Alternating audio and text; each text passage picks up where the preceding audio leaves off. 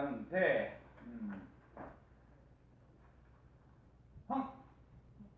홀 진자수가 족별로 어떻게 되더노?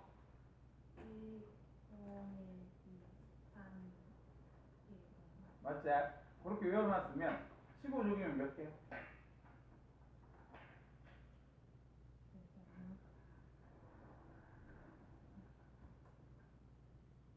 그거 찾는데 0.1초가 걸려야 되는데 그렇게 따로 안 외워있으면 어떡하노?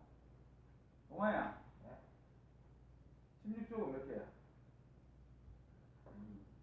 이제 13조가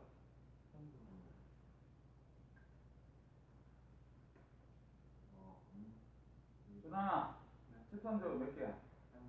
한 개. 11조, 1조가 한 개지. 다시 한번 읊어볼래? 족별로 1경이제 17조가 몇 개야? 한 개지. 그렇게 부득부득 돼야 돼. 0.1초 돼야 돼. 0.1초. 암기 되면 바로 튀어나올 거 아니야. 암기 제대로 좀 하세요. 동아. S 오비탈의 전자수분의 P 오비탈의 전자수 한번 모르겠다. 이주기.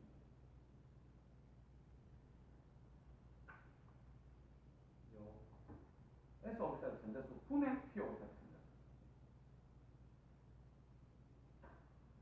민서, 이주기. 이것들이 뭐 쌤이 하라는 거. 내가 저때 얘기했잖아. 쌤이 하라는 것만 하면 등급 나온다고. 근데 하라는 걸 안 하면 등급이 나오겠니? 나중에 막 급해가지고 막 시험 다 돼가고 이렇게 할까 할래? 준환이 전체 오비탈에서 이주기. 뭐 2주기인데 2주기에 2, 3, 4, 응. 5, 5, 5, 응. 3주기. 그렇지. 하나 더 하지. 혹시 민서야, 전자가 다 채워진 오비탈의 개수를 외우고 있나 혹시? 그거 생각이 안 나나? 너 오늘 쌤하고 남아서 상담할래? 쌤하고 상담 들어가면 2박 3일 걸리는데. 동학이 외워라. 선생님 그때 필기를 전자 배치하고 나서 필기를 5번까지만 해주는 게 있을 거야, 알겠지? 그거 다 외워야 돼. 줄줄줄 나와서 그쪽 파트가 나오면 어차피 심화는 거기서만 출제해. 심화는 거기서만 출제하기 때문에 심화를 풀더라도 시간을 짧게 걸려야 된다고 얘기했잖아. 너희들 생각해봐. 고등학교 3학년 수능 친다 그러면 30분에 화학 문제를 20문제를 풀어야 돼. 20문제. 그럼 30분에 20문제를 풀면 평균 잡아 한 문제 푸는데 얼마가 걸려야 되지? 1분 30초잖아. 한 문제 푸는데 1분 30초가 걸려야 돼. 근데 너희들 앞에서 지금 너희들 화학 반응의 그 양적 관계 문제 풀어나 혹시? 하나도 안 풀었지. 그냥 양적 관계 진도만 나갔지. 양적 관계 문제 푸는데 얼마가 걸리냐면 빨리 풀면 7, 8분이고요. 늦게 풀면 15분입니다. 한 문제 푸는데. 그건 무조건 잡혀야 알겠지. 그 다음에 너희들 몰 있지요. 몰 같은 경우도 빨리 풀면 3, 4분 걸리고요. 그 다음에 길게 풀면 그것도 5분 넘어야 알겠죠. 한 문제 푸는데 그래 걸리는데 그럼 이 파트는 한 문제 푸는데 얼마 걸려야 되겠니? 50초 걸려야 돼. 50초. 여기서 친다면 본인이 수능에서 친다면 그럼 50초 걸리는데 너희들 방금 전처럼 그런 거 외우는데만 지금 이렇게 걸리구만. 그렇죠. 보면 알겠지. 그래서 하라면 해라. 자, 그럼 갑시다. 자, 오늘 배워야 될 게 뭐냐면 주기율표를 갖다가 배워볼 거다. 주기율표 이렇게 얘기하면 되는데, 자, 필기했나? 안 했지? 첫 번째로 우리 주기율표를 갖다가 우리가 배워볼 수 있도록 그렇게 합시다. 주기율표. 그러면 우리가 여기서 주기라는 단어하고 율이라는 단어를 합성한 단어인데 어차피 표는 표고 맞지? 동아가 너 파동 배웠던 거 기억나나? 조금. 자, 여기 갑니다. 파동이 알겠죠? 한 번이면 요게 한 번이다 맞지? 여기서 시작해서 한 번이면 요게 한 번이야 맞죠? 한 번 진동하는데 이동한 거리를 뭐라 그래요? 파장이지. 한 번 진동하는데 이동하는데 걸린 시간을 뭐라 그래요? 주기지 마지. 그 주기는 왜요? 알겠습니까? 왜 주기라 그래요? 그러면 파동이 계속 반복이잖아. 반복. 이 반복된 시간을 얘기할 때는 우리가 주기라 얘기하고, 우리가 자동차가 직선 운동을 해가지고 여기서부터 여기까지 이동한 시간 그러면 그건 그냥 시간이라는 단어 씁니다. 왜냐면 얘는 반복이 아니잖아, 맞지? 근데 파동처럼 계속 반복하면 그때 걸린 시간을 우리는 주기라 그럽니다. 알겠죠? 그래서 이 주기라는 의미 자체가 반복을 갖다가 의미하고, 그 다음에 율이라는 단어는 규칙이라는 소리를 얘기하는 겁니다. 알겠지? 그래서 반복된 규칙이 들어가 있는 표다. 그렇게 해서 우리는 주기율표다. 그렇게 얘기를 하는 겁니다. 근데 주기율을 발견해가지고, 발견은 엄청나게 쉽거든. 그래서 선생님 114쪽은 필기 안 하고 책 읽어서 끝낼 겁니다. 알겠지? 자, 1번에 주기율표가 만들어지기까지의 과정 이렇게 되어 있는데, 일단 첫 번째 과학자 외워야 됩니다. 데베라이너. 데베라이너 줄치고. 그럼 데베라이너 그러면 뭐를 갖다가 얘기했습니까? 그러면 세상 원소설을 갖다가 주장했습니다. 이렇게 우리가 기억하면 됩니다. 세상 원소설. 근데 용어가 좀 잘못되긴 잘못됐어. 뭐냐면 너희들 쌍 그러면 몇 개야? 쌍. 두 개로 생각해서. 선생님 세상이면 6개 아닙니까? 이렇게 얘기할 수 있는데 6개가 아니라 3개다. 3개 알겠지? 3개. 그래서 뒤쪽에 쌤 읽어볼게. 화학적 성질이 비슷한, 너희들 지금 현재 주기율표에서 화학적 성질이 비슷한 걸 어디다 잡아놨어요? 세로줄에 잡았지.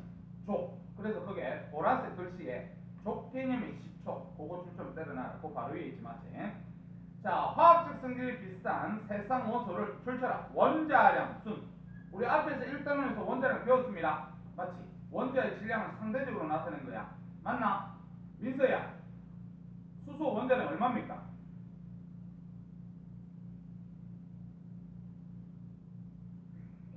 비리제. 산소는요? 그냥 착하게 물어볼게. 산소 얼마? 16. 질소는요? 14. 그 다음에 탄소는 12. 염소는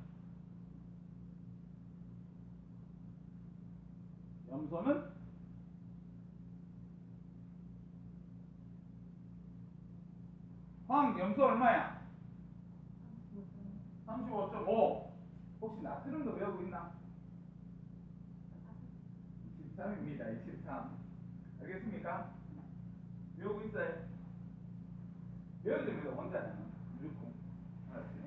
자, 그래서 거기 보니까 원자량 순 줄치고, 그 다음 그 밑에 쌤 읽어볼게. 중간 원소의 원자량은 나머지 두 원소의 원자량의 평균값과 비슷. 줄자 평균값과 비슷. 그래서 이 데베라이너라는 사람이 뭐를 갖다 했냐면, 얘들이 화학적 성질이 비슷한 원소를 3개씩 묶었거든요. 근데 거기 묶었던 놈이 리, 나, 카였어. 우리 지금 현재 얘네들 몇 쪽에 있지? 1쪽에 있지 맞지?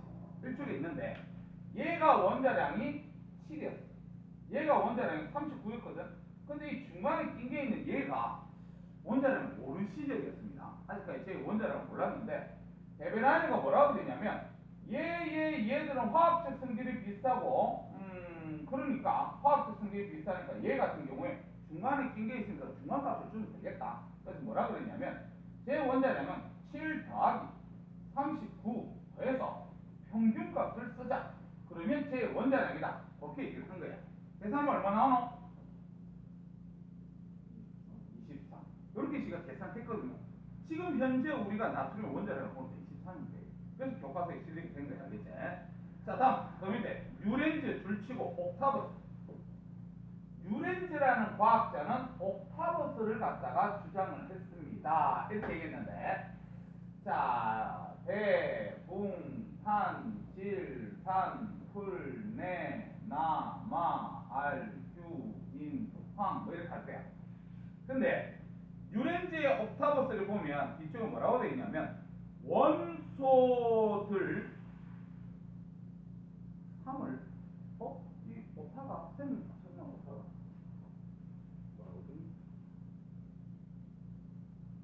원소들을 이렇게 돼 있네.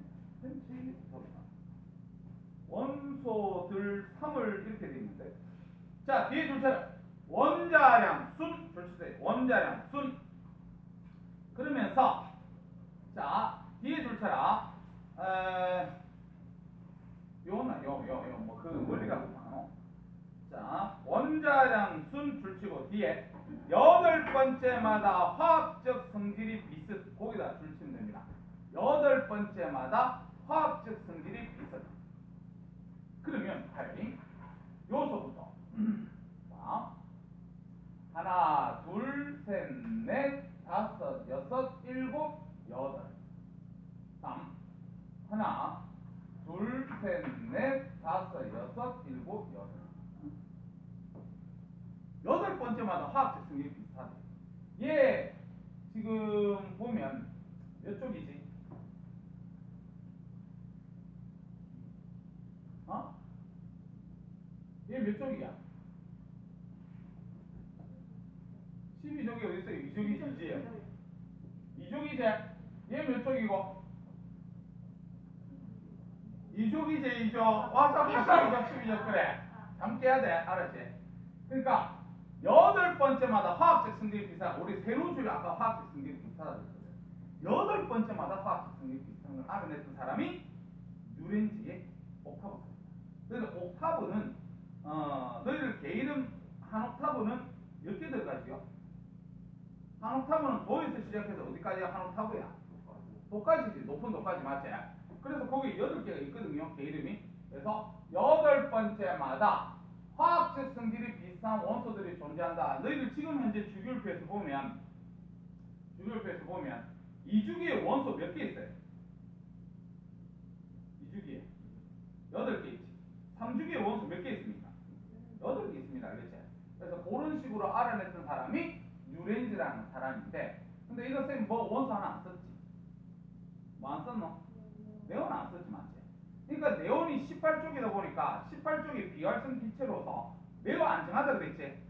걔가 자연계에서 매우 안정하게 존재하고 있으니까 인간들이 발견하기가 최고 늦었습니다. 알겠죠? 주기율표에서 제일 늦게 발견된 원소가 18쪽에 있는 원소들이 제일 늦게 발견됐어. 그래서 18쪽이 발견되고 나면 중간에 낀기이기 때문에 이거 벗어나지 맞지? 그래서 어떤 책에 보면 뉴렌즈의 옥타브설은 나와 있지 않습니다. 알겠지? 그냥 요런 게 있구나 그렇게 생각하고 거기에 보라색의 줄만 쳐라. 주기 개념의 시초. 그거만 줄 때로 넣으면 되겠다. 자, 그 다음 그때 3번 줄 쳐라. 멘델레프의 주기율표. 그러니까 멘델레프라는 사람이 이제 표를 처음으로 만든 사람이야. 자, 당시까지 발견된 원소 몇 개냐면 그 당시 때만 하더라도 63개밖에 발견 안 됐습니다. 지금 너희들 주기율표는 110개가 넘는 거 알고 있지 맞지?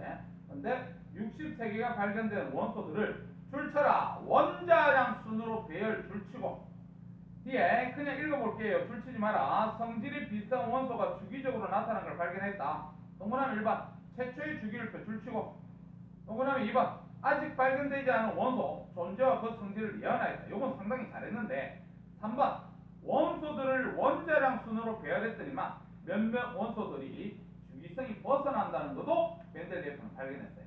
그래서 결론이 뭐냐면 지가 발견한 그 주기율표 그게 잘못됐다는 걸 인정을 합니다. 그래가지고 제일 마지막에 4번 줄쳐라. 모듈리가 주기율표. 그래서 뒤쪽에서 읽어볼게. X선 연구를 통해서 원소에서 원자 핵의 양성자 수를 결정하는 방법을 알아내어 원자 번호를 정했습니다. 그래서 동그라미 1번에 중간쯤에 줄쳐라. 양성자 수는 원자 번호. 너희들 원자 번호하고 양성자 수와 같은 말이라는 거 반드시 기억해라. 그 다음에 그 밑에 원소들은 원자 번호 순으로 배열 줄치세요. 그래서 뒤에 현대 주기율표 줄치면 되겠다. 그래서 반드시 기억해야 될 게 현대 주기율표는 모듈리 무슨 순서? 원자 번호 순서. 원자 번호와 같은 게 뭐? 양성자 수. 그렇게 기억하면 되겠다. 자, 그 다음 그 밑에 2번 현대 주기율표. 그래서 가로 1번에 주기율이 되어 있는데 주기율은 아까 이렇게 얘기했어요. 어떤 규칙이 반복적으로 이루어져 있다 이렇게 되어 있는데 우리는 통합과학에서 한번 배웠습니다. 원자과 전자수가 적별로 어떻게 돼요? 원자가 전자수 1조 몇 개야?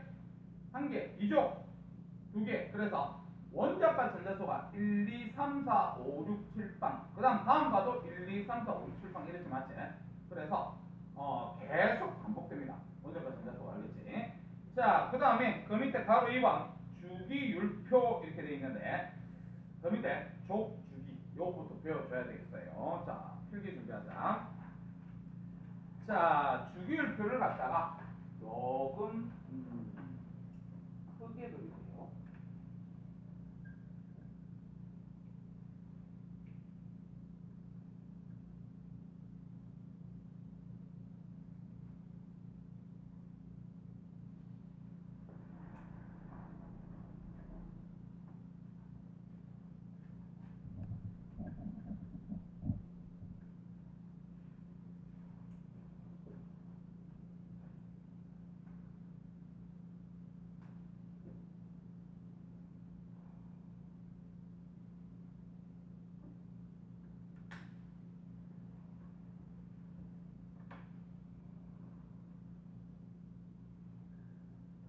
자, 그렸나?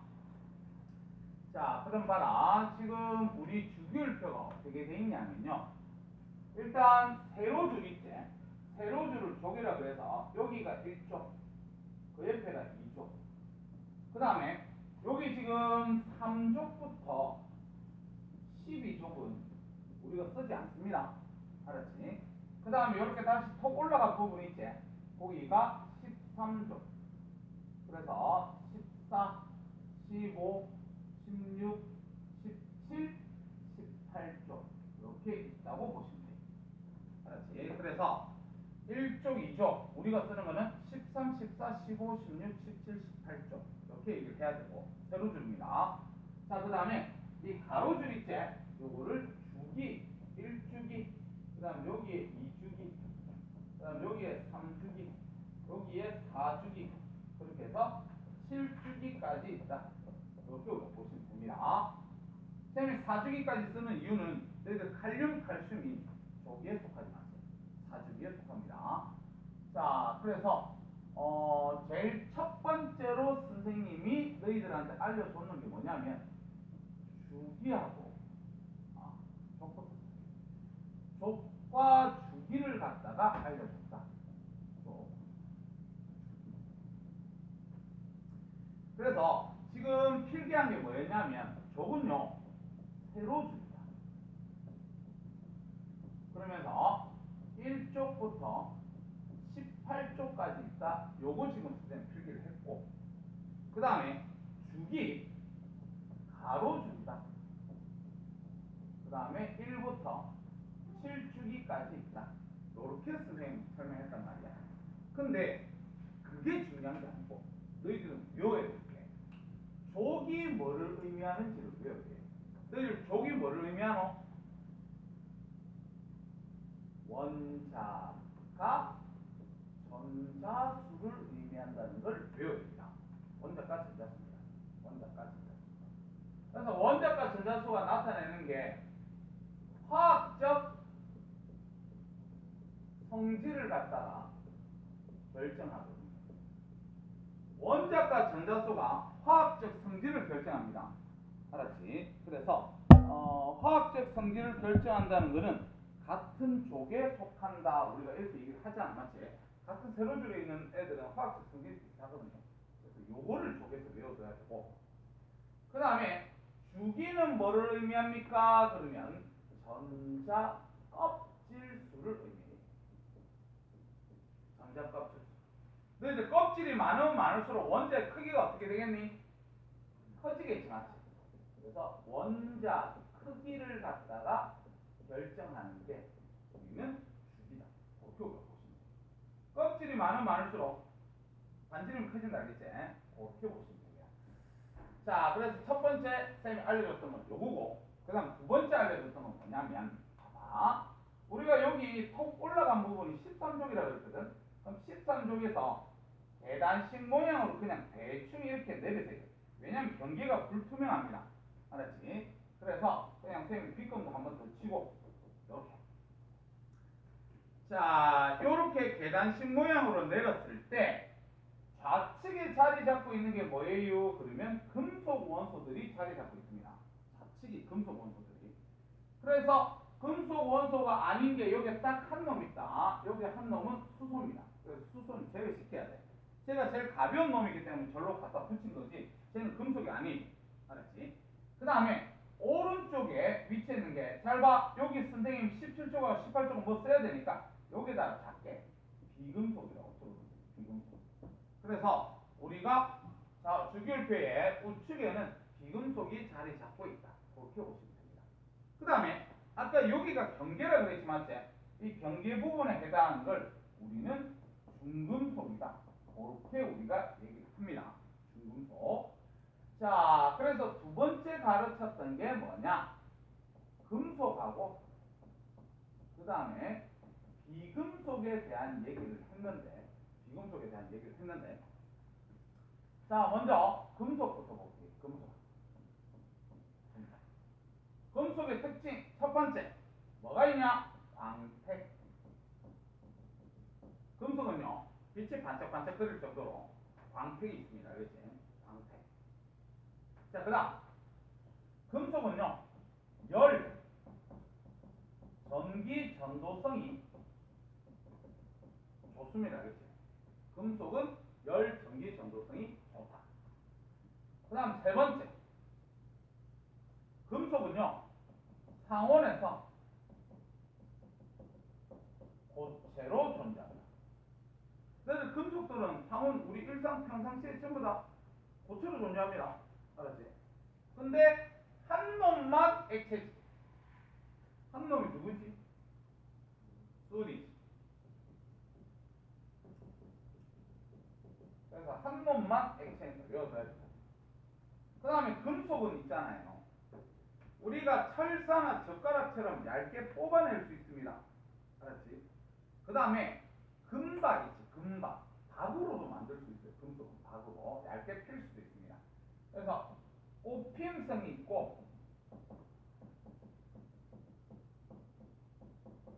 표짐성이 있다. 뽑힘성과 표짐성이 있다. 이렇게 우리가 얘기할 수 있는데 너희들 뽑힘성을 뭐라 그래요? 두 글자로 모르나? 연성이랍니다. 연성. 표짐성을 두 글자로 전성이랍니다. 그래서 나중에 너희들 문제 풀다 보면 연성과 전성이라고 얘기를 합니다. 뽑힘성, 표짐성이라고 얘기 안 해. 그럼 바로 어떻게 외워야 되냐면 뽑힘성, 연성, 표짐성, 전성 이렇게 외워주면 좋은데 이래 가면 장기 기억으로 가겠니? 안 가겠지. 장기 기억으로 가기 위해서는 요거를 외워야 돼. 전. 너희들 전이 뭔 줄 아나? 파전 같은 거 알지? 전은 프라이팬에 펴서 구워야 됩니다. 알겠죠? 펴서 구워야 된다.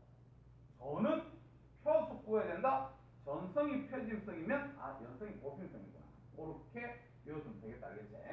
자, 그래서 금속의 성질은 요게 다다. 이러고 보시면 되고 그 다음에 두 번째 비금속 갑시다. 비금속. 그래서 일단 비금속은 광택은 없을 겁니다. 알겠지? 광택. 자, 비금속은 광택은 없는데 열, 전기, 전도성도 없지. 열, 전기, 전도성도 없습니다. 근데 한 놈만 전기 통하지. 누구? 흑연이지. 흑연은 우리가 탄소 덩어리이기 때문에 C 이렇게 얘기할 수 있습니다. 그래서 흑연은 전기가 통한다. 이렇게 알고 있으면 되겠다. 알겠지? 그 다음에 비금속은요 상온에서 기체로 존재할 수도 있고 아니면 고체로 존재할 수도 있습니다. 알았지? 기체하고 고체로 존재합니다. 그러면 예외가 또 있지. 유일하게 한 놈만 액체입니다. 한 놈만. 누구지? 요게 브로민이죠. 그래서 브로민은 상온에서 액체 상태라는 거 알아둬야 됩니다. 됐지? 자, 그 다음에 너희들은 이 옆에 적든지 해라. 뭐 빈칸이 있으면 옆에 적고 안 하면 요 밑에 자, 3번 중금속 갑시다. 중금속. 그래서 우리 중금속이라 그러면 금속과 비금속의 경계에 해당하기 때문에 금속, 비금속의 성질 모두 가집니다. 이건 뭐 여자도 아니고 남자도 아니고 중간에 낀 놈이야, 그렇죠? 그래서 금속과 비금속의 중간에 낀게 있는 놈이다 보니까 우리가 어디에 씁니까? 그러면 반도체로 써요. 그래서 B, 그 다음에 SI, 그 다음에 GE, 여기까지는 좀 외워라. 근데 AS는 배울 필요 없어요. 비속으로는 이건 필요 없고. 일단 붕소, 규소, 저마늄이다. 저마늄. 옛날에는 게르마늄이라고 얘기했는데 명칭 변경, 저마늄이다. 저마늄. 그래서 이런 것들은 뭐로 사용하냐면 반도체로 씁니다. 반도체. 그래서 이번에도 물리하는 친구들이 있는데 나중에 물리할 때 보면 쌤 반도체 알려주거든요. 반도체 알려줄 때 보면 이런 원소들 그때도 외워야 됩니다. 지금부터 외우세요. 알겠지? 그래서 중간에 낀겨 있는 이런 것들이 우리는 중금속이다. 이렇게 보시면 됩니다. 됐지요? 그래서 여기까지 별로 중요한 게 없어서 좀 지웁니다. 파란색 외워야 됩니다. 알았지? 반드시 어려운 거 없습니다. 자, 그러면 일단 지우고 하자.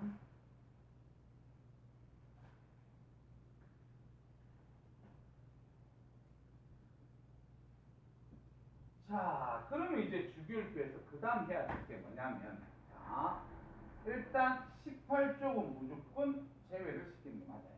왜냐면 아까 비활성 기체 그런 얘기를 했고, 그 다음에 17쪽도 우리는 누군지 외워야 됩니다.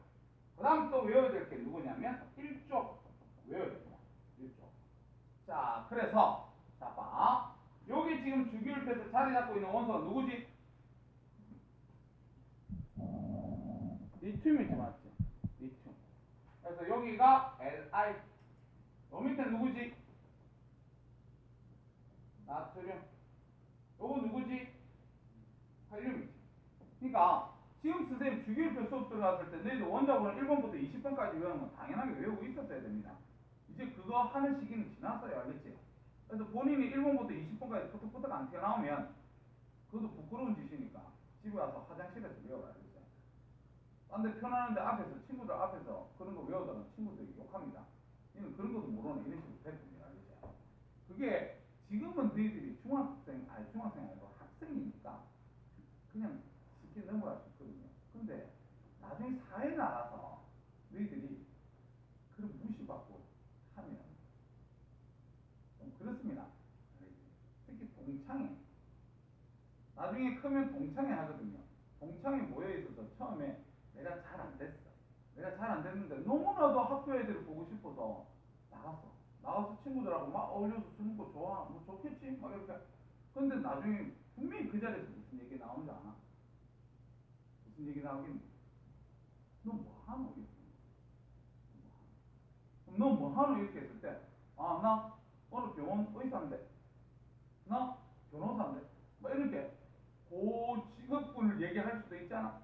근데 어떤 애가 나는 아직 쉬는데, X인데, 뭐 이렇게 나와버리면, 그러면 얘는 더 이상 그 자리를 다음부터는 동창을 가지 못합니다. 그러니까 거기서 나중에는 확실하게 무시를 합니다. 알았죠? 그래서 지금은 너희들이 나 주기율 1번부터 20번까지 모르니까 외워야 되겠다. 수기, 대비, 분산, 계산 막 이렇게 외우고 있으면 애들이 아이고 새끼야 너는 그것도 모르네 이렇게 하면서 넘어가지만 나중에는 내가 가진 게 하나도 없고 직업이 없으면요 그 자리를 잊지 못해요. 그대로 뭐 이렇게 너희들 아직 인도에 보면 이거 있나? 인도에 있어 아직. 우리나라도 알게 모르게 있습니다. 알겠습니까? 자, 가자. 이제는 세로줄로 외울 시기가 왔다는데, 알겠지? 자, 그래서 이렇게 일쪽 애들을 갖다 우리 뭐라고 얘기하냐면 알칼리 금속 이렇게 얘기해. 알칼리 금속. 그 다음에 또 외워야 될 게 이제 17쪽인데, 야 17쪽에 여기 누구 있는 줄 아나?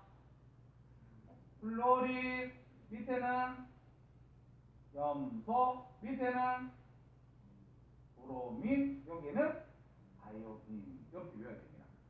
플로린, 염소, 브로민, 아이오딘. 그래서 여기에 해당하는 걸 우리는 할로젠 원소 이렇게 얘기하지. 그래서 17쪽이 할로젠 원소다 이렇게 하면 되고, 18쪽에 여기 누구 자리 잡았니? 헬륨. 여기는 네온. 여기는 아르곤. 이렇게 맞지? 그래서 이런 걸 갖다가 우리는 비활성 기체 이렇게 얘기합니다. 그래서 족별로 우리가 외워줘야 된다 이렇게 보시면 돼요. 너희들 요 밑에 1쪽 밑에 있는 것들 이런 거는 외울 필요 없습니다. 우리는 20번까지만 쓰기 때문에 외우고 싶으면 뭐 본인 그냥 외우면 돼요. 어떤 애는 막 이렇게 외워요. 미나가 루비를 때려서 프랑스로 튀었다. 이렇게 외우면 있어요.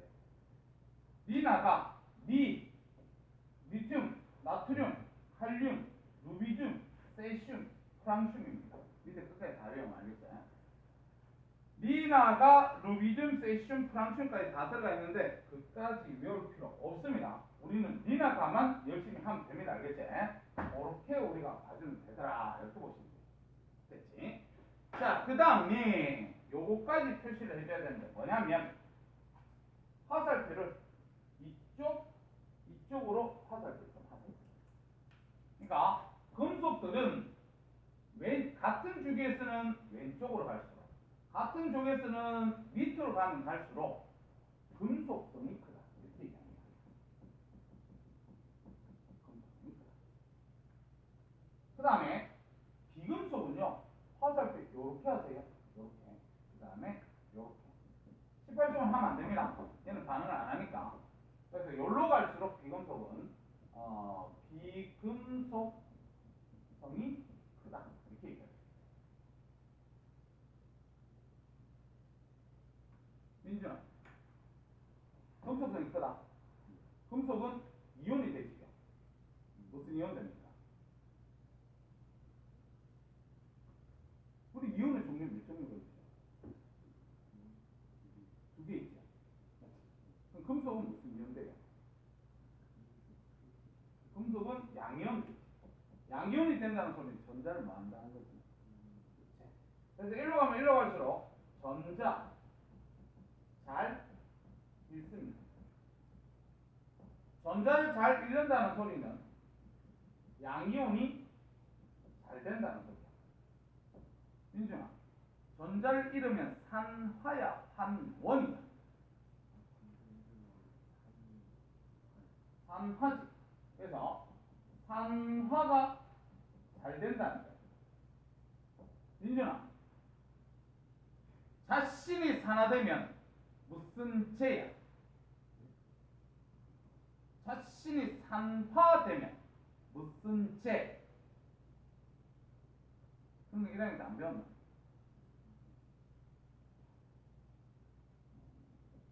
환원죄다. 그래서 환원력이 크다. 남을 잘 환원시킨다는 겁니다. 내가 산화됐으면 다른 놈 환원돼야 되잖아요. 내가 산화가 잘 되면 저놈을 환원 잘 시키겠지.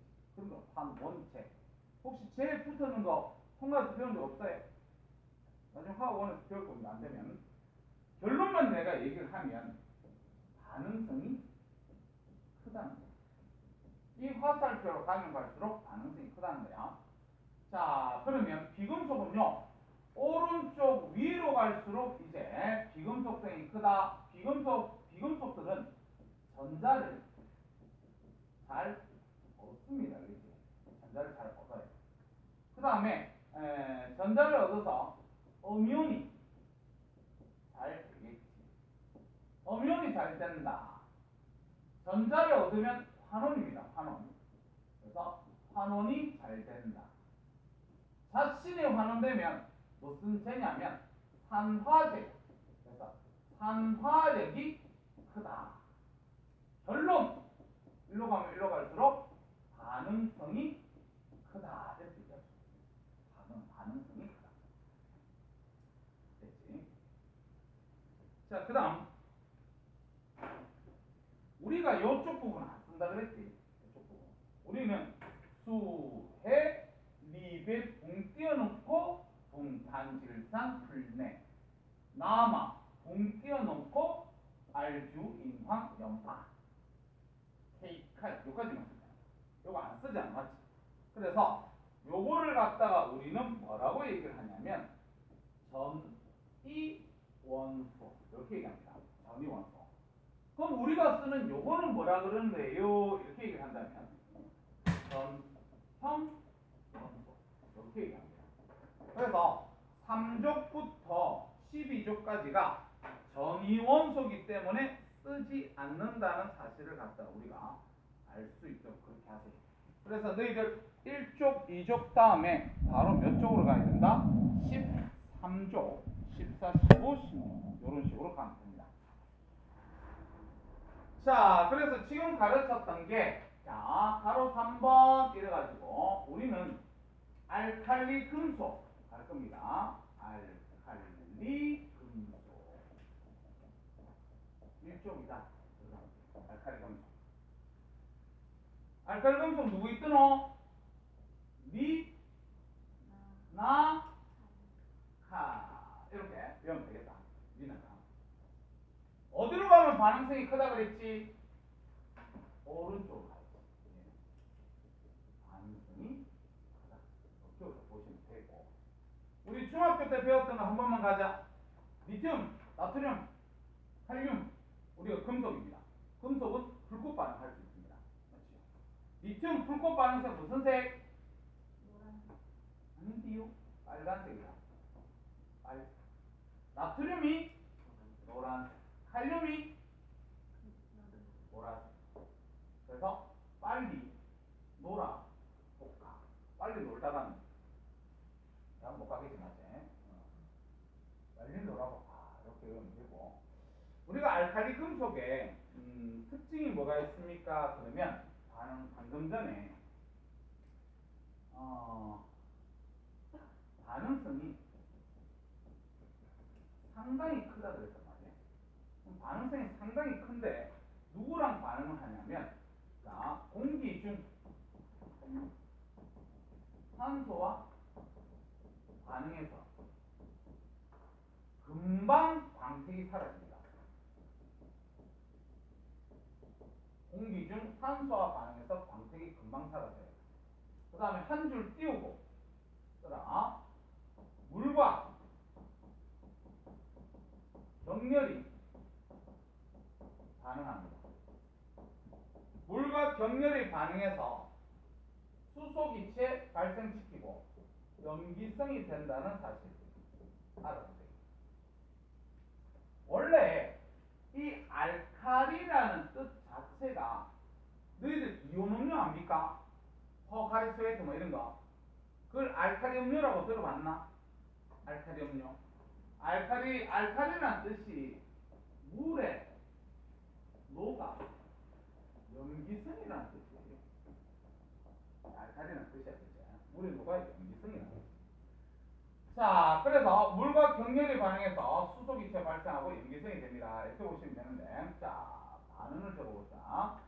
공기 중 나트륨 봅시다. 나트륨이 공기 중에 산소와 결합합니다. 그러면 순환아, 이 뒤에 반응식 뭐 쓸까요? 화학식 뭐 써야 돼?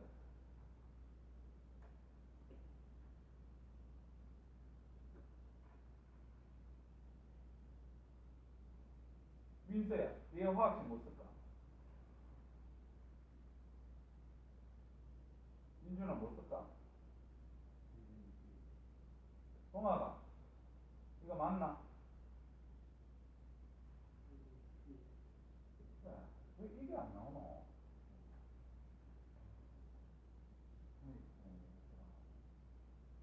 Na2O다. Na2O. 왜 Na2O입니까? 그러면 나트륨은 Na는 이온이 될 때 몇 플러스 들어? 그냥 플러스야. 산소는요? 2-야. 얘들 개수가 아까 이렇게 한 개 한 개 쓰면 중성이 됩니까? 정기적으로. 중성 안 되지요. 정기적으로 중성이 되려면 그럼 누가 개수가 많아야 돼? 얘가 개수가 많아야 돼. 얘가 2개 있고 얘가 1개 있어야 중성이 될 거 아니야. 선생님. 그래서 Na2O 이렇게 돼야 된다. 그렇지? 그러니까 이런 걸 알고 있어야 지금 너희들이 1단원에서 배우고 있는 화학 반응식 그걸 할 수 있어. 너희들 화학 반응식에서 첫 번째 해야 될 게 뭔데요? 개수 맞춰야 되잖아.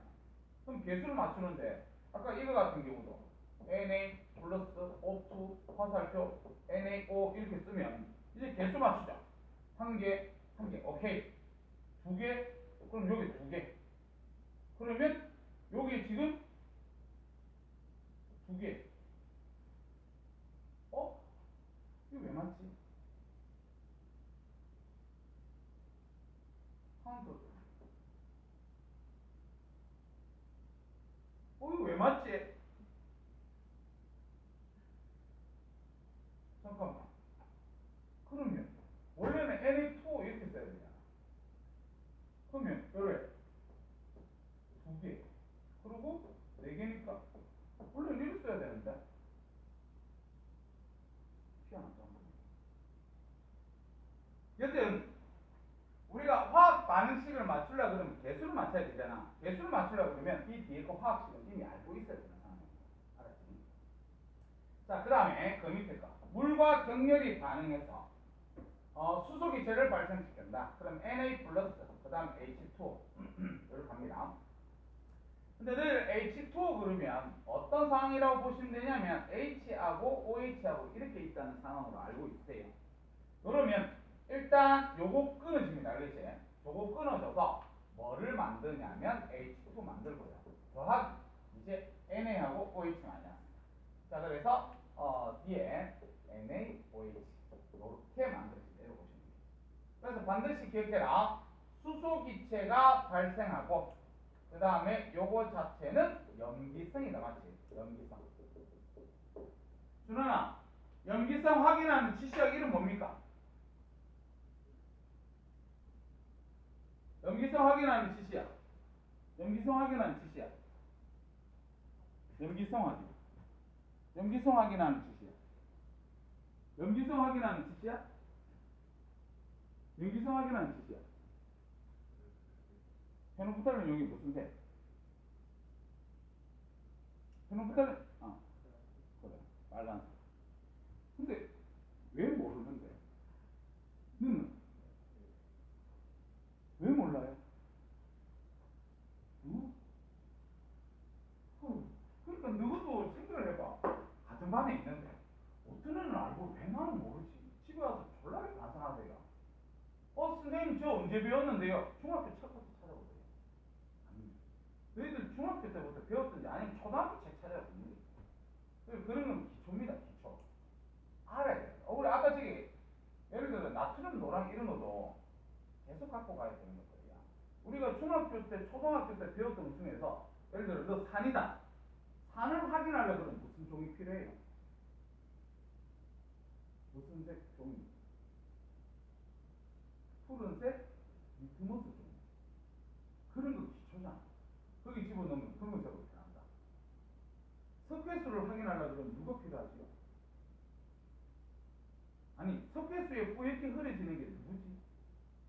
이산화탄소지만 그런 것도 평생 갖고 가야 돼요. 물을 확인합니다. 뭔가 액체가 튀어나오는데 그게 물인지 물이 아닌지 확인하려면 뭐가 필요하지? 물 갖다 댔을 때 뭔가 이렇게 인마가 어떻게 돼서 이게 물이다 이렇게 확인할 거 아니야. 아는 사람?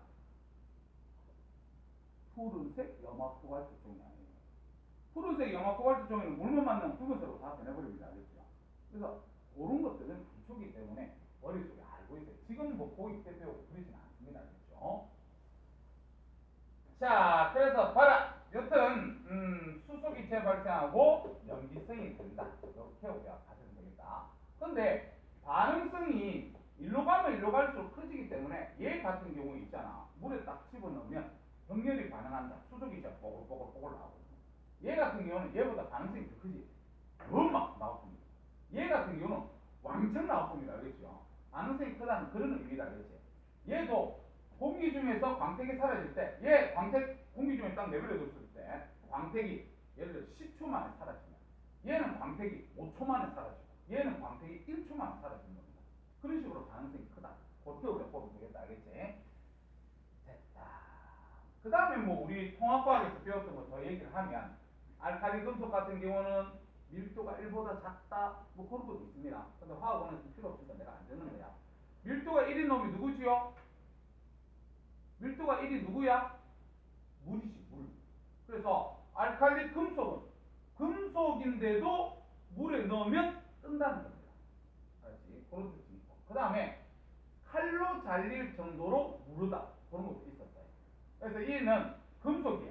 너희들 칼 같은 거 가지고 이거 자를 수 있나? 못 자르지. 알칼리 금속은 자릅니다. 알겠죠?